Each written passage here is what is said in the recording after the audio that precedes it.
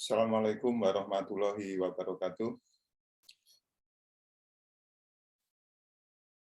Pada sesi perkuliahan kali ini, kita akan mendiskusikan tentang pakan pada ternak potong. Jadi, untuk kegiatan pembelajaran kita minggu ini, ada beberapa kegiatan yang saya agendakan untuk saudara-saudara sekalian seperti biasanya.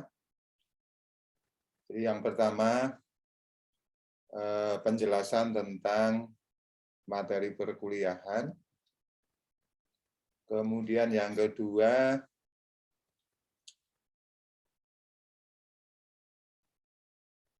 saya sudah menyiapkan bahan ajar berupa PowerPoint yang sudah saya berikan rekaman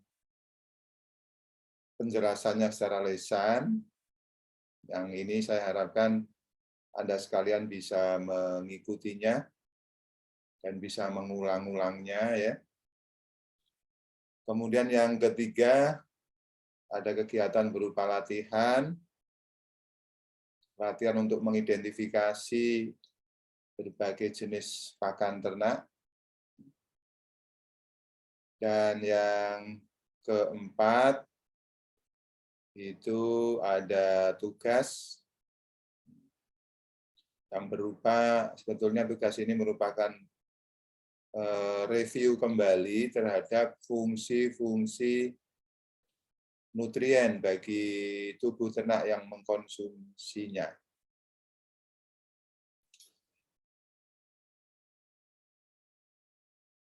Baik, jadi untuk materi pembelajaran atau topik pada perkuliahan minggu ini akan dibagi menjadi 3 subtopik.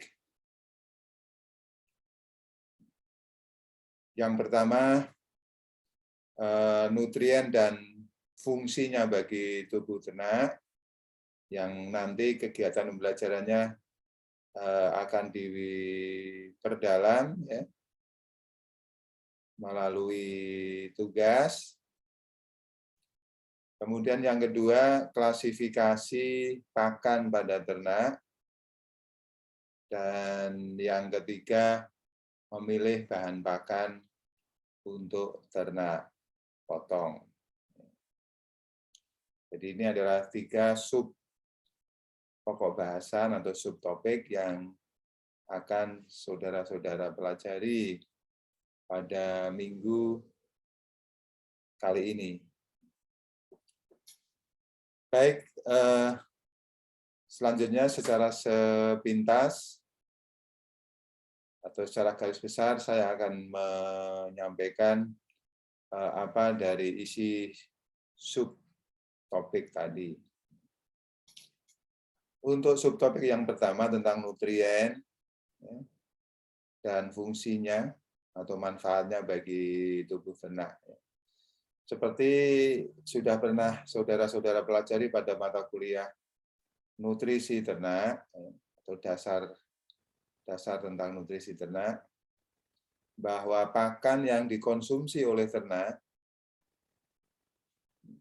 betulnya yang akan diambil adalah nutrien yang ada di dalamnya atau nutrien yang terkandung di dalamnya.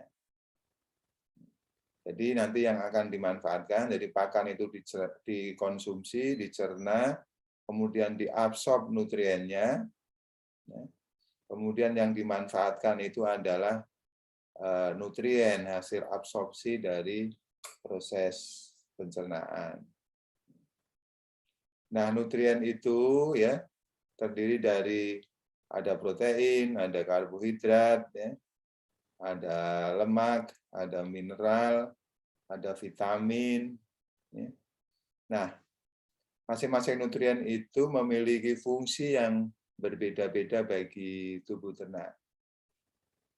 Kalau kita kelompokkan begitu ya, fungsi dari nutrien itu diantaranya yang pertama adalah nutrien itu akan difungsikan untuk mendukung maintenance ya, atau pemeliharaan fungsi-fungsi tubuh,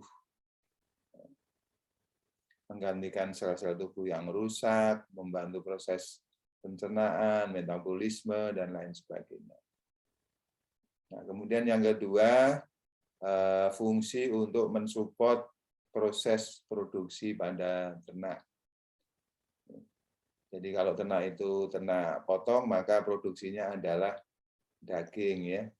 Jadi nutrien yang dikonsumsi itu dimanfaatkan sepenuhnya untuk biosintesis daging, biosintesis lemak, biosintesis tulang, dan lain sebagainya. Ya.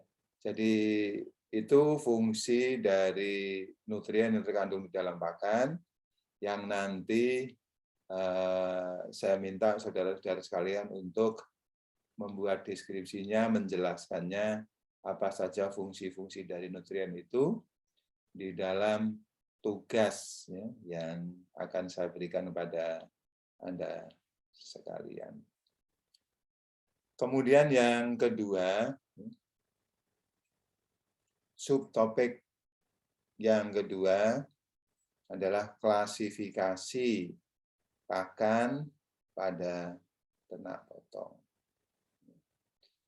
Jadi seperti kalau Anda amati secara alamiah ya, ternak potong, baik itu sapi, kerbau, kambing, domba, babi, kuda ya. Secara alamiah sebelum dia didomestikasi, ternak itu mencari pakan sendiri ya di alam bebas. Kalau sapi itu biasanya kan merumput di padang rumput atau di alam terbuka. Kambing, domba juga seperti itu ya. Maka bahan pakan yang dikonsumsi itu sebagian besar adalah bahan-bahan pakan yang tersedia secara alamiah di dalam alam ya, di alam. Kalau di padang rumput ya sapi atau ternak kambing atau domba atau kerbau itu merumput, ya, artinya memakan rumput yang tumbuh di alam ya, di alam. Rumput atau hijauan atau tanaman ya itu juga berdasarkan kandungan nutriennya itu bisa saja dikelompokkan, ada tanaman sumber serat, tanaman sumber protein karena kandungan proteinnya tinggi, dan seterusnya. Dia juga makan biji-bijian ya yang memiliki kandungan karbohidrat yang tinggi. Nah, sehingga secara alamiah ya pakan ternak yang diambil dari alam itu bisa saja dikelompok-kelompokkan, diklasifikasikan berdasarkan kandungan utama nutrien yang ada di dalamnya. Jadi misalnya untuk tumbuhan yang berupa rumput, ya itu ya berarti bahan pakan sumber karbohidrat atau sumber energi atau sumber serat. Ya, sumber serat. Kemudian tanaman leguminosa, ya, leguminosa seperti Clearicidae misalnya, itu adalah bahan pakan sumber protein. Ya, secara simpel klasifikasi bahan pakan itu bisa dilakukan dengan cara seperti itu. Tetapi sekarang ini karena pakan dari ternak itu, setelah ternak itu didomestikasi, dipelihara secara komersial, maka pakannya sangat diatur oleh manusia. Sehingga ya, bahan pakan itu menjadi lebih bervariasi. Bisa saja bahan pakan itu bahan pakan kasar yang sudah diolah, ya. Kemudian ada biji-bijian, ada campuran dari pakan kasar dan biji-bijian yang sekarang ini sering disebut dengan complete feed atau pakan lengkap ya, atau pakan komplit.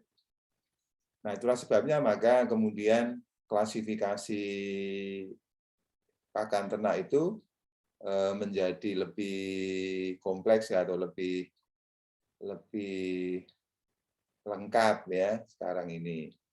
Sehingga bisa saja pakan ternak itu dikelompokkan berdasarkan jenisnya, yaitu bisa pakan kasar ya, pakan kasar atau biasanya disebut dengan ravage ya. Kemudian ada pakan konsentrat ya. Kemudian ada pakan aditif, kemudian ada pakan suplemen dan lain sebagainya. Nah, ini yang akan dibahas pada subtopik klasifikasi pakan ternak, jenis-jenis pakan ternak. Silakan nanti diikuti di dalam penjelasan melalui PowerPoint-nya. Nah, kemudian pada subtopik yang ketiga ya, itu memilih bahan pakan. Jadi seperti saudara-saudara ketahui bersama bahwa ternak potong itu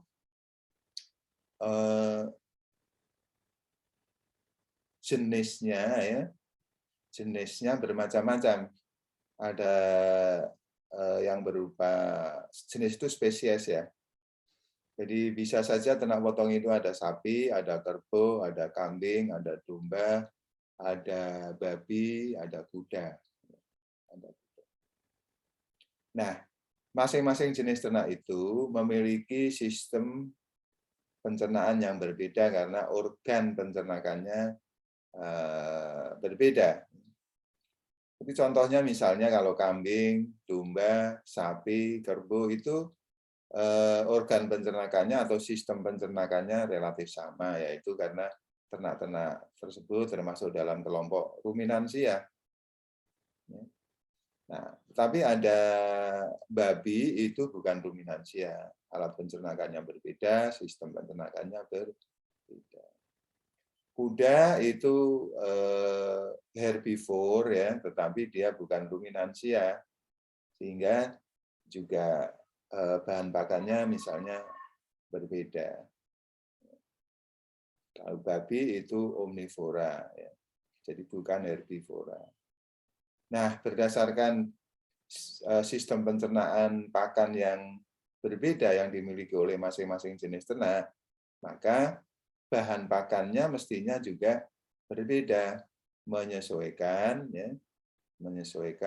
sistem pencernakan yang dimiliki oleh masing-masing ternak itu. Kemudian bahan pakan yang akan dipilih juga harus berdasarkan status fisiologis dari ternak itu. Misalnya ternak yang masih muda, masih menyusu, berbeda dengan ternak yang sudah pubertas, ternak yang sudah dewasa. Ternak yang sedang tumbuh dan ternak yang sudah dewasa ya, itu juga berbeda. Pertumbuhan, penggemukan itu juga berbeda. Nah, ini yang akan dibahas pada materi atau subtopik pemilihan bahan pakan untuk masing-masing ternak.